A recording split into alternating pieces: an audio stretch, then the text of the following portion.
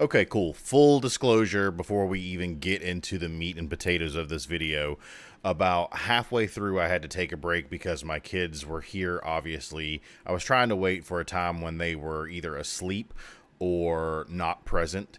And unfortunately, I didn't really have a whole lot of time to get this done. And waiting for them to go to bed, I put them to bed at 9 o'clock at night, and they didn't go to sleep until almost 10:30 or 11 p.m. the day that this was done. So I had to do this while they were awake. Unfortunately, I tried to get them to go to their room and play, but they kind of, didn't really want to work with me in this situation. So you're going to hear my kids in the background upstairs. There's a couple spots where I deliberately blurred the video because I don't really want my kids present in the video. I just don't want to put them out there like that. So they will be there occasionally. I did blur out those pieces so that you can't see their faces. Unfortunately, there's not a lot I can do about the audio.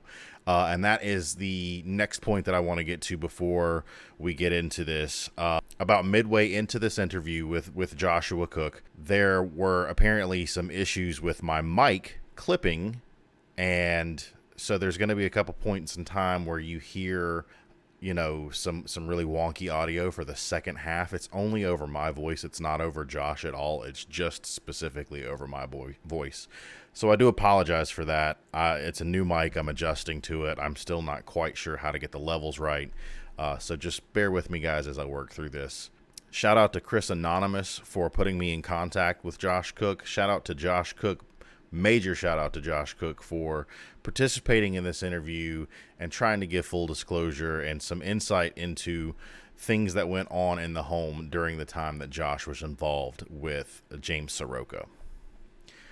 So without further ado, let's get into this interview. For those that are going to be watching this video after it's been recorded, thanks to Chris Anonymous reaching out to Joshua Cooke and Joshua reaching out to me, today we were able to sit down and get a little phone conference going with Josh. Thank you, Josh, for being here and being willing to talk about what happened.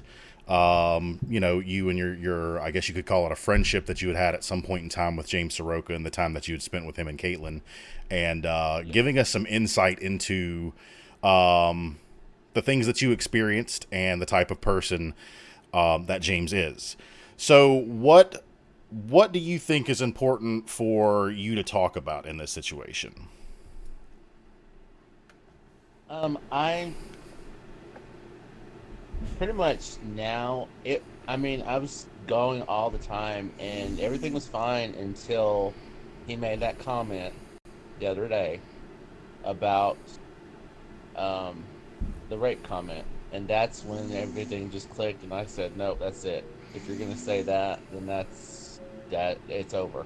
So that was totally uncalled for one thing. Right. There's no reason. I don't know why he keeps thinking that, because he kept telling me every time that um, I've been manipulative because I have the money, and I've been manipulating him time after time. And I don't see it that way. I mean, I don't, but I mean, he just drains it into you that wears you down pretty much, that you start thinking that way. Right. So you would say, just to reiterate, that he will kind of repeat these things that he'll say about you Yeah, to the point that eventually you start to believe them to be factual. So it's kind of like almost like a yeah, forced belief. Okay. yeah. It gets grained in you so much, you just start believing it yourself. Right. Yeah. We've seen things like that dozens of times throughout. Jesus, countless individuals similar to James. Going back in time a little bit, take me back to when you first met James. How did you meet James? What kind of took place? Arrangements were made for the two of you to kind of get together and meet in person? We met back in 2017 in June. He was still traveling the country and he was stopping by in Georgia. So he said he wanted to meet. I said, okay. So we met, I think it was like on a Saturday for about half a day. And some people probably still had it scoped because he did that a long time ago because he scoped the whole thing. Um, and I mean, we'd been talking a little bit before that for maybe like since about January, I think January, February, we've been talking, and I mean everything seemed fine to me. I mean I thought we had a good time, and I mean I thought we were friends. I thought we were friends this whole time, but apparently I was wrong. I was misinformed that I was being a friend. I was just I was, because I mean, I helped him with the money.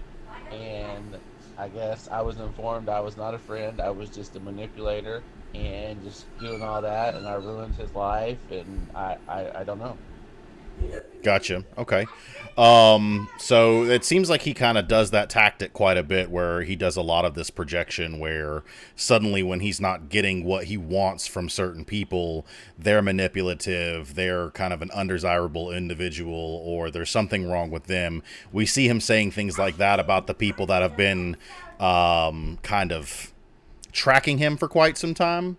And Yeah. all of those people are either haters or they're criminals. We see him say things like that quite frequently. Yeah. So for him to kind of flip the script on you suddenly when you're no longer feeding into his narcissism, it doesn't come as a shock that he wants to turn you into public enemy number one.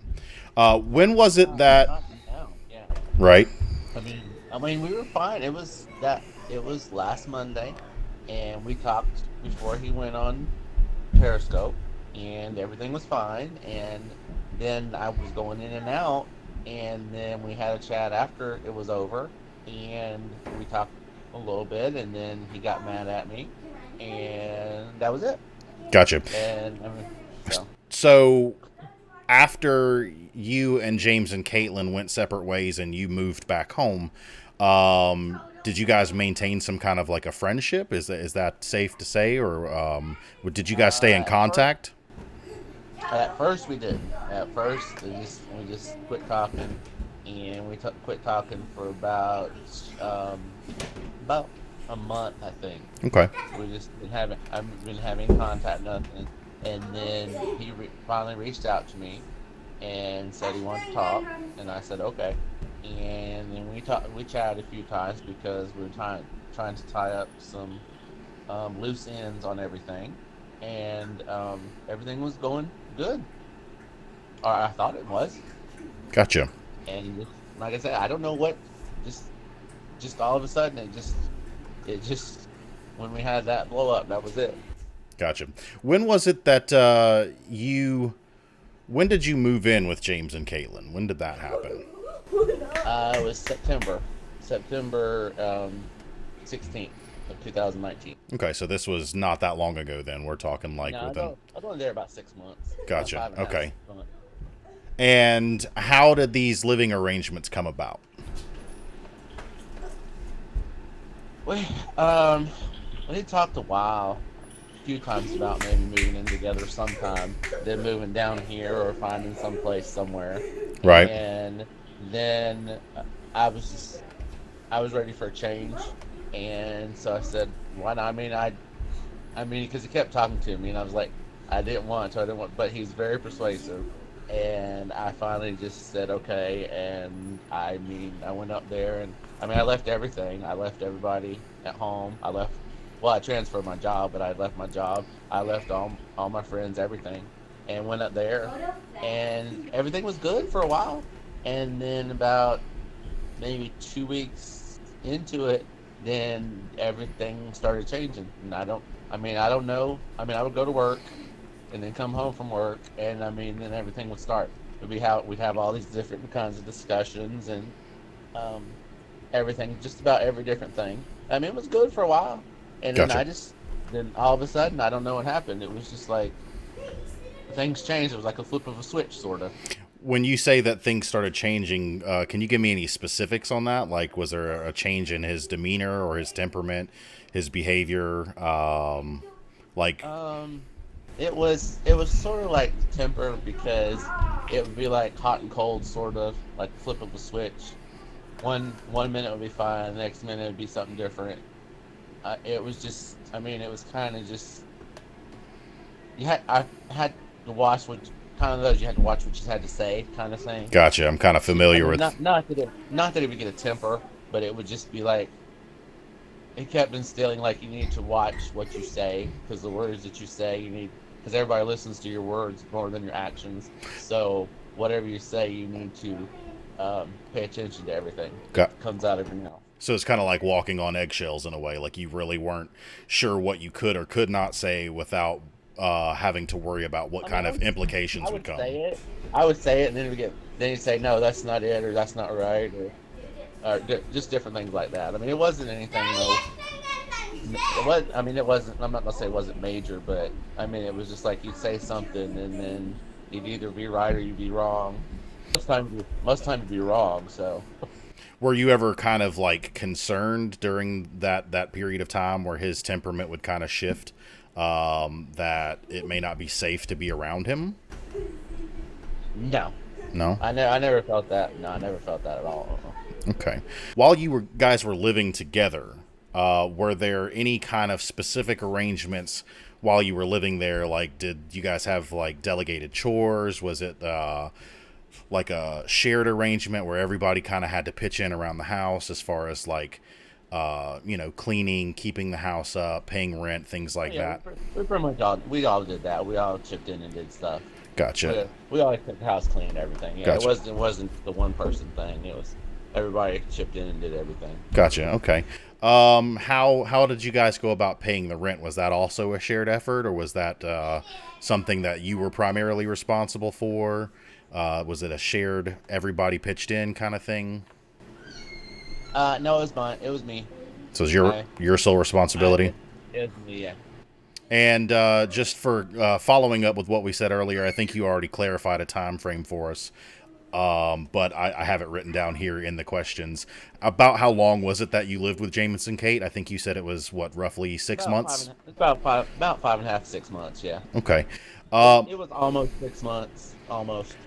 During the time that you were there with James and Caitlin, were there any specific things that you felt like you had to do that you didn't necessarily agree to or you didn't want to do? I know there was a vehicle we had discussed in messages before that you had come down there with, and then at a certain point in time, you had to sell that vehicle. Was that something that you wanted to do, or was that something that, uh, I I thought about selling the car because I mean it was 10 years old and there right, was stuff wrong with it, but I didn't want to I didn't never thought of selling it, and I was just at work one day, and then I came home and it was like he's like, "Are you coming home?" Yeah. He's like, "Oh, we got somebody that's going to want to buy the car," and I'm like, "Huh?"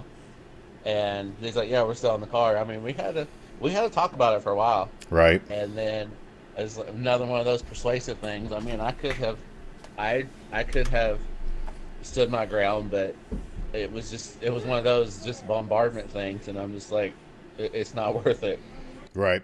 Um, so what exactly was the purpose? I know you said in when we talked before that you had your vehicle and then both of them had their own vehicles, and it was my understanding that everybody's car got sold at some point. What was the purpose of doing this? It just seems weird that everybody would sell their main form of transportation, especially with you having a job that you have to travel to, and essentially kind of being forced into, well, I don't want to say forced, because I know you said you didn't have to walk all the time. Sometimes you would get another means of transportation, but it just seems odd if you have a car and it may not be the most reliable form of transportation, but it still gets you That makes sense. point A to That point makes B. sense to us, but Right. I don't know. I still I don't understand. So, I never could figure out his thought process. so I would just have to who got the money from selling the vehicle.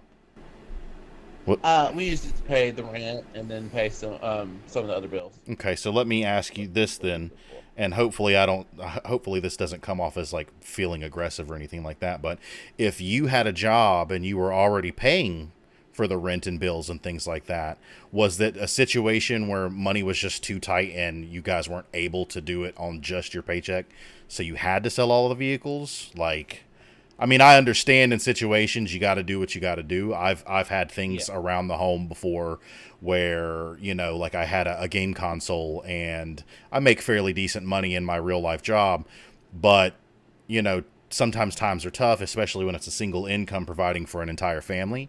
And so I would have to say, okay, I'm going to have to sell something to make my dollar stretch a little bit further. Do you think it was something like that, or I mean, were you guys I living pretty well off of just your income? it was. I mean, I thought we were. Okay. Um, I mean, I assumed we were. I mean, because really all we had was the rent. Um, and then I had because my car was already paid off, so all I had was the insurance. Right. And I mean, we really didn't get that much. I don't know what the thing was, Gotcha. Okay. but All right. Well, that's definitely one of those things that kind of stuck out in my mind whenever, because people always talk about what happened specifically in your situation, and nobody's going to be able to tell us better than the source himself, being you. oh yeah. You know, so it's Well, just like I told Chris or yesterday, uh, before I went up there, he was trying to get me to sell the car, before you even got to and PA. or him, no, I'm not doing that. I'm my car. I'm safe and comfortable in my car, and he kept trying to tell me that that was the problem that was holding me back to be being comfortable. That was holding me back Gotcha. is that safety net. So Going back to what I was getting ready to ask you, there's a lot of people who seem to know or seem to think that they know what happened during the time that you were there. And one thing in particular is everybody likes to say that you were forced to hand your paycheck over to Jimmy, that it was something that he made you do. We talked about this before, but for the video, I'd like to go ahead and cover that again. Were you yeah, forced no, into handing that check over to him every week? no. And I had my own bank account when I got there. And the money went into my account, and then what I did is I went with him on his bank account because I didn't like the bank I had. So we had an account, and the money's in there. I mean, I always had the money in there. It wasn't I get paid and here you go. I don't get nothing kind of thing, like everybody's saying. I know everybody's saying that, but that's Yeah. not what we had our account. So I mean, it was always in there. So And this was a joint account, correct? Everybody kind of yes, pulled their money together. yeah, So, yeah, it was an account. Yeah. and now I know what you told me when I asked you about, everyone who all was working, who was contributing to finances and things like that. You told me that you were well, I'll let you tell me. Um, were you the only Uh, person that was working an actual job, like going to a I was nine to working. five? I was working the job. Yeah, I mean, he was doing the YouTube and the Periscope and all of that, and getting the stuff from YouTube, getting the payout from YouTube and from um, Periscope. Did he ever talk about his earnings from YouTube or Periscope? What kind of money he made, or how much money he was getting from doing any of that? No, Okay. not that I remember. No. Do you happen to know anything? Because I've seen this said dozens of times from a few different sources that Jimmy kind of cheated his way onto YouTube as far as his growth. And we can kind of make some estimated guesses with that based off of how many subscribers he's had versus how many views he gets, Yeah. and his like to dislike ratio. Jimmy seems like he likes to hide everything that he puts up on his channel. He claims it's archiving, but normal people with normal social media channels like a YouTube channel do not archive all of their content regularly unless they have something to hide.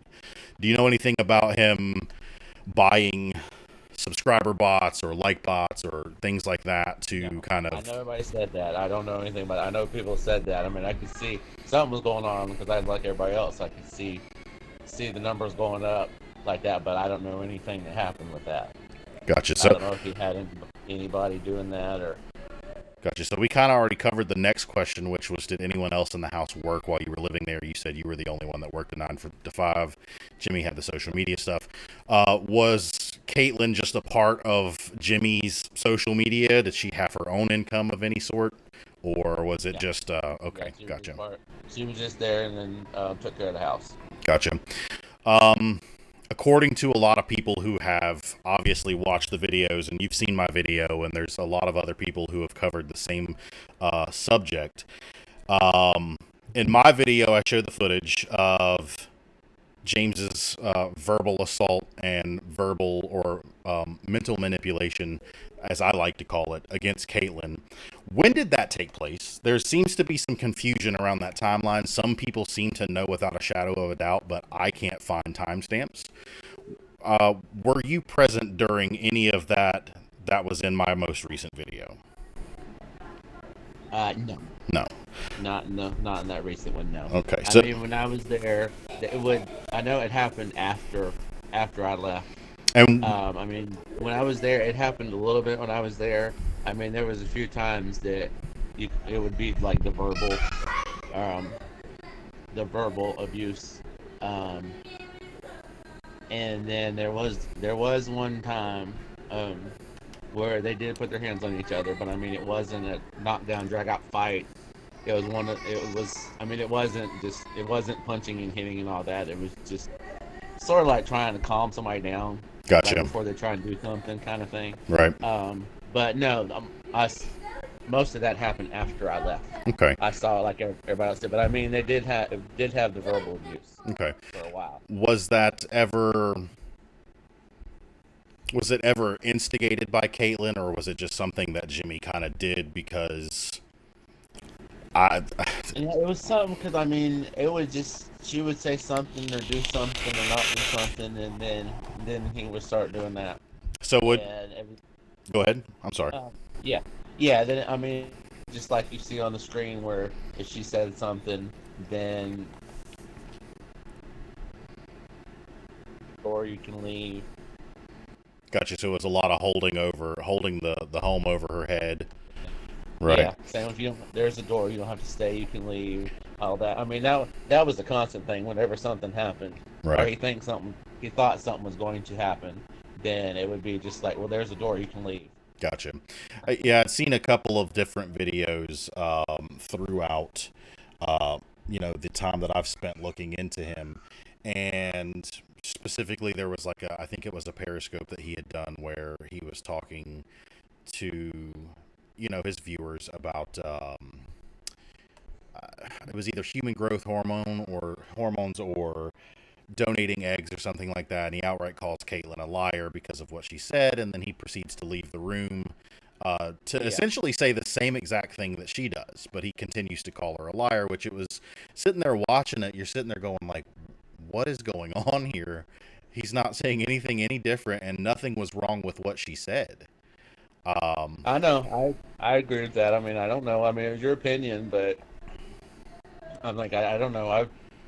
I was like everybody else watching that. I'm like, well, that's her opinion, so I mean, it can't be wrong, but Right, apparently it was because I'm like, I was that same way. I was shocked like everybody else was. right. I'm like, So, it seems go ahead. I'm it sorry. seems like you could it seems like you can have an opinion on some things, but some things you can't have an opinion on if it's not right for the channel or right for what he's looking for. Right. If And it doesn't I fit have said that. yeah, if it doesn't fit his narrative or he doesn't like your answer, then that kind of makes you a terrible person. Then As you're he, wrong. Yeah, right. you're wrong.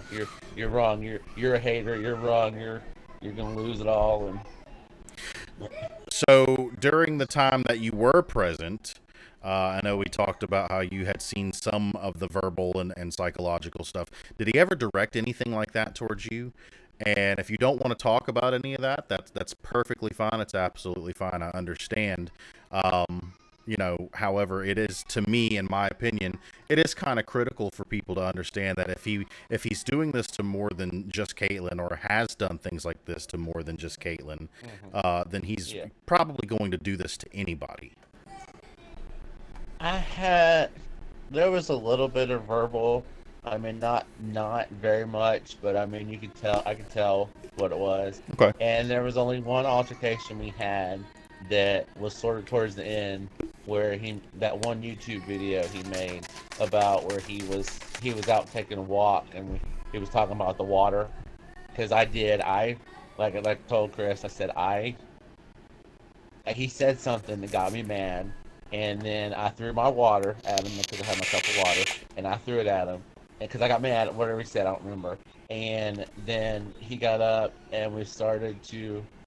Or he actually came over and looked like he was going to hit me, so I put my hands up, and I held his hand, So he couldn't do anything, and all he kept telling me was let go of my hands, and I said no. Kind of cutting out a little bit there. I think we're cutting out just a touch. I missed the part you said that he kind of went to throw his hand up and you grabbed his, and then it cut Oh out. yeah, he stood up and looked like he was gonna hit me. So I put my hands up and I grabbed his hands, and then he's like, "Let go of my hands," and I'm like, "No." So then he finally backed down. So we let go, and then the last thing he told me before he walked out was that don't ever put your hands on me again, or else. And that was it. Gotcha. So That was about the only time. Yeah. so is that okay? Gotcha. I was getting ready to say so. This was a fairly isolated incident. It didn't really happen again. Yeah. It never happened too much towards me though. Gotcha. Okay. So overall, during the time, would you consider, some of these arrangements as far as like, the changes in his demeanor, or you being the sole responsibility for making sure the rent was paid, or you having to sell your car even though you weren't really fully in agreement with it? Specifically do you think may have been or may not have been abusive during your time there? Um, there really wasn't too much abuse. Like I said, just that one part. I mean, most of the time it was just. Most of the time was spent. We just talked. I mean, that was the majority of the time.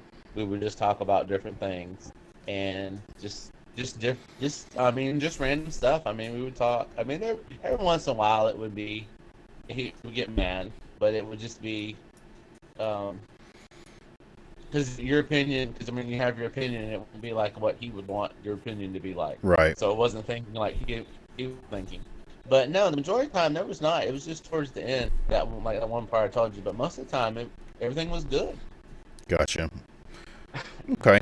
So, as far as I guess we're going to go into wrapping this up here a little bit. I feel like unless there's other things that you want to tell that no one's asked you that you think might be important to get out there for people to know, what kind of message would you give to others in the position that you were in? What kind of message would you give to the people who may watch this video who might be one of James's supporters and are considering, maybe putting themselves out there in the same way that you did as far as friendship goes with James? I would say, I mean, I thought I was a true friend. I mean, I was helping and thought it was, but apparently, I don't think the biggest thing I think I know he's not going. Oh, we're cutting out there a little bit again. Oh, sorry. That's okay. Is that better now? Yeah, we're good now. It's probably my phone. It might be.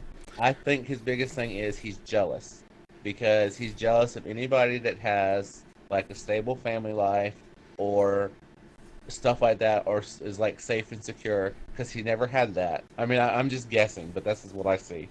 That he never had all that, and he's a little bit jealous that he didn't have that. That's why he's trying to take people away, and when he was taking people, are trying to. Gotcha. I mean, it seems like, from what I can gather, it seems as though I understand that James went through abuse when he was, very, very young enough that he likely would not even ever remember it. However, that still can have an impact on your mental health, later in your life without it. Like, it's kind of like a subconscious situation. But it seems like in his foster situation growing up, according to a lot of people, he had it really good. And That's what I've heard and seen. I mean, that's what I've heard. I mean, I don't know. I right. really didn't talk too much about it, but I mean, from what I saw, everything was good. But I mean, I don't know. I mean, he tries to give off this idea that, foster life for him, or growing up as a foster child, he almost makes it out to seem like he was some kind of like second-rate citizen. I've heard some things about how he racked up a pretty big debt on his foster father's credit card, which resulted in him receiving a broken nose. I don't know if there's any truth to that. I've I don't never know. Yeah, I don't know never anything been able about to that. find proof about it. Yeah, I've never yeah, been I able have to no find any idea. kind of proof that he was ever abused during foster care. Only what happened during his early childhood with his bio parents. Yeah, Um, he never talked about any of that, so I don't know. All I know is what I see online and what right. everybody talks. Right. So I don't know anything firsthand about that. Gotcha. Okay, cool. Well, I'm glad that we were able to sit down and have this chat and kind of get this information out there, because, Oh yeah, like I legitimately had some concerns early on when I first started looking at James, and at the time it was specifically seeing what was going on with Caitlin, and then I had seen pictures of yeah, you. When you had when you had first met James, I'd seen some early scopes with you there, and then I'd seen yeah, some photos from a later point in time. I think closer to when you were no longer present, and like the weight difference yeah. was such a drastic thing that it was concerning to me. And so Oh I yeah. was like, "Oh my God, what is going on here?" But we've talked about that, and you said, Oh yeah. you eat when you want to. When you're not hungry, you're not hungry, Yeah. and I totally That's understand what I that. always told everybody. I said between me having to walk, between doing the walk, I mean that took a lot out.